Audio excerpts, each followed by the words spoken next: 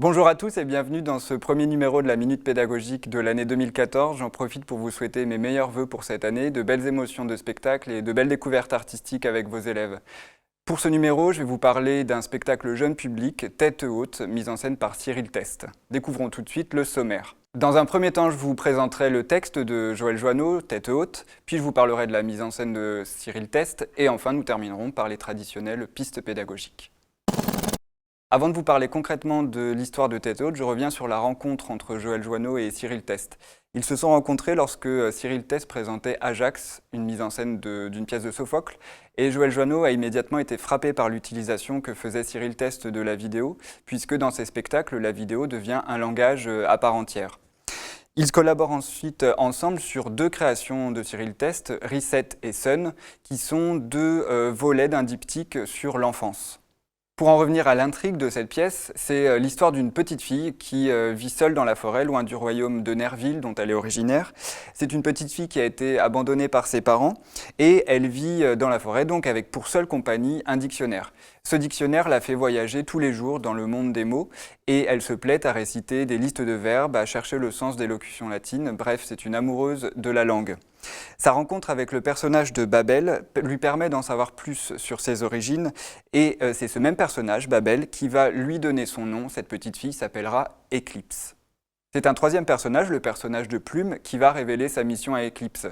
Il reste un mot dont elle ignore le sens, c'est le mot peur. Et pour découvrir le sens de ce mot, elle va devoir donc traverser la forêt et retourner dans le royaume dont elle est originaire, le royaume de Nerville. Le chemin de la petite fille est évidemment semé d'embûches et elle est confrontée à des monstres, à des créatures plus ou moins fantastiques. C'est sur son chemin qu'elle va retrouver la trace de son père, qui l'a donc abandonnée, et ils vont pouvoir échanger sur les origines et sur les raisons, même si elles restent assez mystérieuses, de cet abandon. En arrivant à ce qui fut le royaume de Nerville, donc le royaume de son père déchu, elle découvre l'Empire des chiffres qui est aux mains d'un personnage inquiétant, assez robotique, qui s'appelle Nemox. Vous l'aurez compris, Tête haute est donc une fable sur l'enfance et sur les peurs qui y sont liées, qui sont autant de rites de passage qui permettent de grandir. C'est le personnage de Squad, créature rencontrée par Eclipse lors de sa traversée de la forêt, qui donne une clé sur l'origine du titre de la pièce. Il dit, donc à Eclipse, « La tête, jamais tu ne dois la baisser, car si tu la baisses un jour, tu ne pourras plus jamais la relever. Il faut savoir désobéir, gamine, surtout si c'est plus qu'interdit. » On le voit, il s'agit donc d'une pièce qui mêle conte traditionnel et récit initiatique.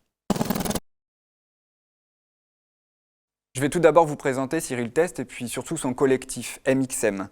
Cyril Test est né en 1975 et il crée en 2000 le collectif donc MXM. Ce collectif regroupe une quinzaine d'artistes, des comédiens, des vidéastes, des plasticiens, des compositeurs, des dramaturges et des techniciens. C'est un collectif dont le travail est marqué par l'utilisation des nouvelles technologies, notamment la vidéo que vous retrouverez d'ailleurs dans le spectacle Tête haute. Après Alice Underground d'après Lewis Carroll en 2000, il met en scène Shot Direct en 2004 et Flux en 2006. Donc il monte des auteurs contemporains, par exemple Falk Richter avec Electronic City et Sylvain Levet avec Pour rire, pour passer le temps. Il commence à élaborer avec Joël Joanneau la mise en scène de Reset et Sun en 2011, que vous avez peut-être vu soit au Festival d'Avignon, soit au Théâtre du Manège. Le collectif a aussi signé en 2013 Bedroom Eyes de Frédéric Vaussier. Revenons à Tête haute et à sa place dans la création de Cyril Test. En effet, Tête haute rentre en résonance avec deux spectacles précédents, Reset et Sun, qui nous formaient donc un diptyque, et ces trois spectacles ont pour thème commun l'enfance. Avec le diptyque Reset et Sun, Cyril Test a questionné l'enfant à l'endroit du plateau, c'est-à-dire qu'il a travaillé sur la thématique de l'enfance perdue et son but était de donner la parole à des enfants puisque les comédiens qui jouent sur le plateau sont des enfants âgés de 9 à 13 ans. Pour cela, il organise régulièrement des laboratoires de création lors desquels les enfants sont amenés à improviser devant la caméra. C'est pour Cyril Test l'occasion d'écrire sur l'enfance qui parle en son nom propre, qui parle d'elle-même. Tête haute se place donc dans la continuité de ce questionnement puisque dans ce spectacle, Cyril Test ne désire plus mettre des enfants sur le plateau mais s'adresser à des enfants, proposer une écriture jeune public qui parle de l'enfance et qui s'adresse donc à ces enfants. Sur le plateau, vous retrouverez deux comédiens pour interpréter l'ensemble des personnages. D'une part, Gérald Van Gand et Muriel Martinelli, d'autre part, qui jouera entre autres le rôle d'Eclipse. Cette comédienne, vous la connaissez peut-être déjà puisqu'elle jouait le Petit Chaperon Rouge dans l'adaptation de Joël Pomera qui a été présentée ici au Phénix il y a quelques saisons. En ce qui concerne la scénographie de ce spectacle, le dispositif est essentiellement constitué de 3 écrans, un grand écran en fond de scène et 2 écrans montés sur travelling. Le grand écran en fond de scène permet la projection de différentes images. Par exemple, des images d'animation lorsqu'il s'agit de représenter l'empire des chiffres, avec des chiffres qui tourbillonnent. Le texte également, tête haute, qui est projeté à certains moments de la pièce. Des ombres qui représentent la forêt. Des images filmées également en direct sur le plateau, notamment le roi qui se change à vue et qui se filme en gros plan, ce qui nous donne l'image d'un roi grotesque et finalement assez terrifiant. Les écrans verticaux, quant à eux, qui sont donc montés sur travelling, permettent de jouer sur l'apparition, la disparition des personnages, ce qui ne manque pas de créer la surprise chez le jeune public. Pour vous en convaincre, je vous propose tout de suite de regarder un extrait de Tête haute. Les enfants du village rirent à son passage, et 7 chiens loups aboyèrent. Il pénétra dans la forêt, elle cachait bien des monstres. Les monstres jouaient à lui faire peur. C'était pour eux un jeu parmi d'autres. Mais pour lui, la forêt n'était pas un jeu. Et sa peur était vraie. Mais il ne voulait pas revenir en arrière, sachant qu'en de lointains rivages d'or se trouvait un trésor qui le consolerait de son malheureux sort. Alors, il avança. Mais avança-t-il en rêvant, ou rêva-t-il qu'il avançait? Il ne sut jamais. Alors que je dormir, et moi, je dormir pour de bon, je pas somnolé, j'entendre une petite voix. Elge, Elge. Et bien sûr, je me réveillai. Je cherchai partout la voix, et je finis par comprendre qu'elle viendrait de l'encrier. Je l'ouvrir, et je vois tout au fond de l'encre noire une si presque trop belle petite fille. Frère, frère, pourquoi tu mentir? Je peux avoir de sœur. Délivre-moi, Elge. L'enfant dessina la carte du monde telle qu'il lui semblait l'avoir traversée.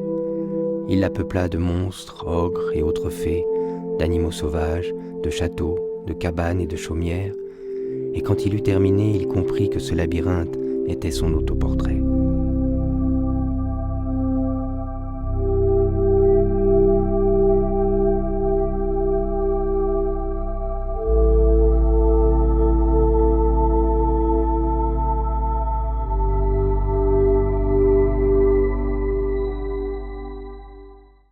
En plus du travail sur la vidéo, vous aurez remarqué qu'un travail considérable a été réalisé sur le son. La bande-son, qui est constituée essentiellement de nappes sonores et de bruit, recrée ainsi une ambiance inquiétante, une ambiance angoissante presque, celle de la forêt que doit traverser cette petite fille Eclipse.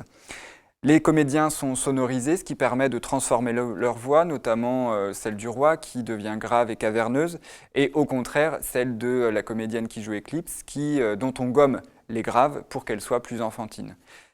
Ce travail sur le son peut donner lieu à une piste pédagogique et justement je vous propose de les découvrir ensemble. La première piste pédagogique que je vous propose, c'est celle de vous conduire via la page des références pédagogiques que vous connaissez maintenant, vers un dossier, le dossier pièces démontées, qui est créé pour le CRDP. Et c'est un dossier extrêmement riche, très complet, organisé en 2 temps, avant la représentation, après la représentation. Il est riche également par ses annexes. Vous trouverez des entretiens avec la comédienne qui joue Eclipse, par exemple, des extraits du spectacle et des images de Tête haute. Les pistes pédagogiques que je vais vous présenter ici viennent donc compléter celles qui sont déjà présentes dans le dossier pièces démontées. Pour aborder le spectacle avant de venir le voir avec vos élèves, je vous propose de travailler sur la liste des personnages, liste qui permettra de faire émerger 2 thématiques, celle de l'écriture et du langage, à travers les personnages de Plume, d'une part, et de celui de Babel, évidemment, d'autre part.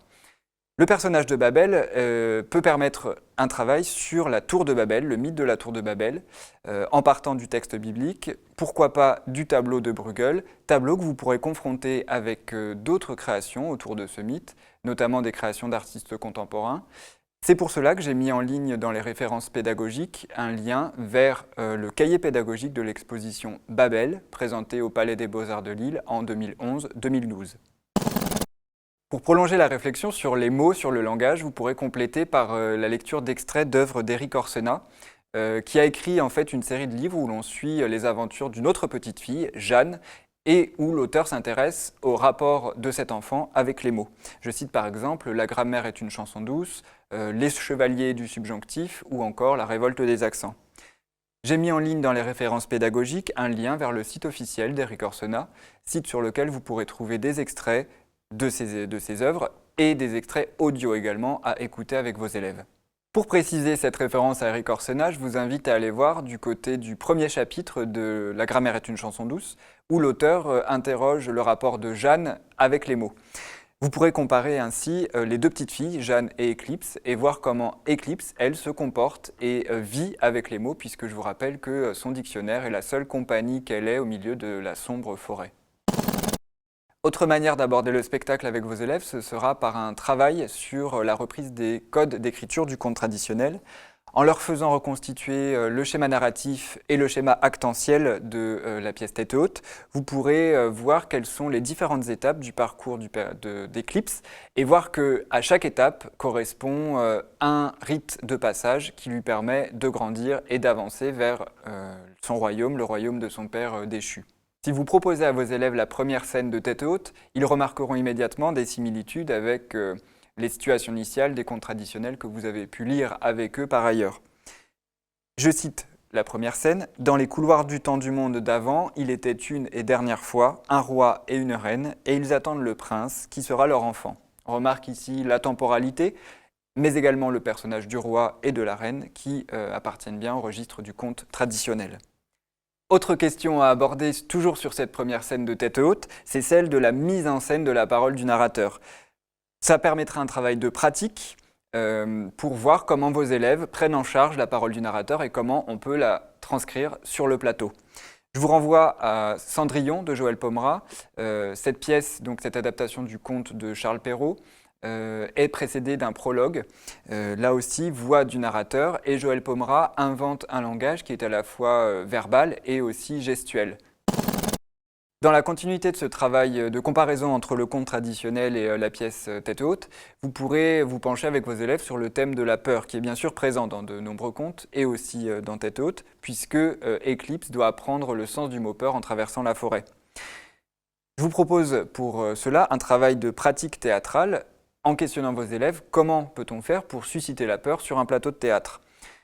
J'ai mis en ligne dans les références pédagogiques un lien vers un extrait de la bande-son du spectacle et vous pourrez ainsi demander à vos élèves quelles émotions suggère cette bande-son et ensuite quel travail peut-on proposer dans l'espace autour de cette bande-son.